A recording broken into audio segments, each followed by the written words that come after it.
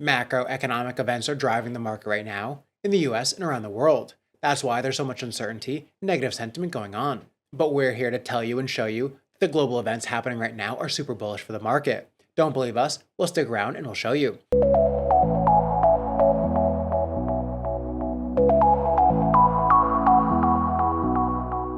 Hey, what's up everyone? My name is Cody, and if you're new here, make sure to like, subscribe, and turn on notifications so you know when we drop latest content. Follow us on Twitter, Altcoin Buzz, and as always, not financial advice, and wish the best of luck in your crypto ventures. We've talked recently about US macro policy, and especially the Federal Reserve's QE policy, and that's when the money printer turns on. Another big sign of more money in the system is the M2. The M2 is all liquid money, cash, and short-term liquid instruments like money market funds. There's a lot of evidence that this number is growing and fast. In fact, a couple interesting theories are coming out, like the 70-day lagging time theory. This is where there's a lag time of 70 days between when the M2 grows and when it translates into higher Bitcoin and other asset prices. And this theory is similar, but it shows it at 11 weeks or 77 days. Here's a cool chart showing how the lag happens without speculating on the number of days before Bitcoin turns higher again. And we do know one thing, it's why the money printer Burr meme is so popular. When there's more money in the system, it chases the same number of assets and the price of those assets rises.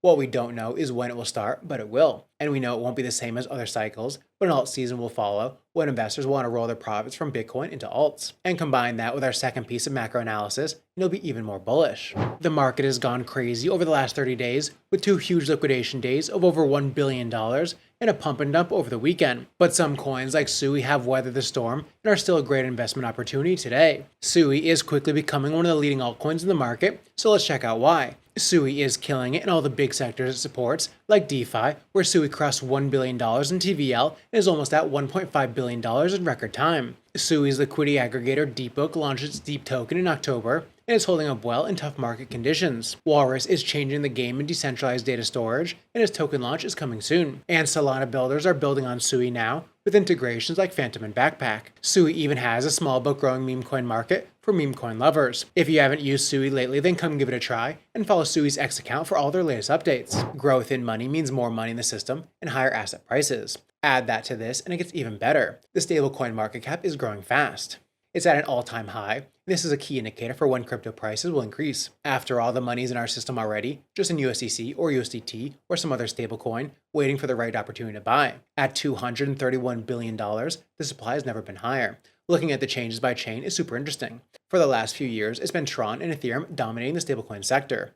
USDT on Tron is especially popular in emerging markets like Africa and South America. But now we have USDC on Base as a native offering, and Solana and SUI with native stablecoins as well. Base didn't even exist a couple years ago, and Solana was still dealing with all the Sam Bankman-Fried fallout, as well as SUI was too new of a chain to get native stablecoins. So all that volume, which is over $8 billion in the last 30 days, is all added volume we wouldn't have otherwise. The story on Solana is particularly interesting, as there's a lot of money left there now that the meme coin fad is finally slowing down. It shows that people want to use the chain and USDC on Solana specifically to invest in real utility. That's bullish for the market and bullish for Solana as well. The growth in stablecoin volume and supply is the most important fact, but it's not the only one. There are more stablecoins to choose from as well.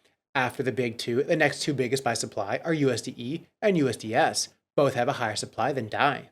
And just as with stablecoin availability on new chains, it looks like this is all accretive, meaning that's volume we wouldn't have in the market otherwise. After all, if you didn't like holding USDC or USDT for some reason, you might just leave your funds in a legacy bank instead. And thanks to the Genius Act in the US, there's a better, clearer regulatory framework for creating a stablecoin than ever before. Hopefully we'll get some more non-custodial options as well, yet it looks like banks, investment funds, and many more apps and protocols, including Trump's own World Financial, want to issue their own stablecoins. This growing trend of more stablecoins hitting the market, and as a result of more liquidity coming into the crypto economy, will accelerate now. Regulations make it easier, more money will come into the system. So where will all this money go? If you've been following us, then you know we have a good list of legacy and utility projects that we think will continue to grow in good and bad markets. These two trends are undeniable. Both mean more money and more liquidity in our system to buy more crypto with. Do you have a good plan for the rest of the year? If not, you should join us at Altcoin Buzz Alpha and let our experienced team help you get set up for success. Check it out, link down below.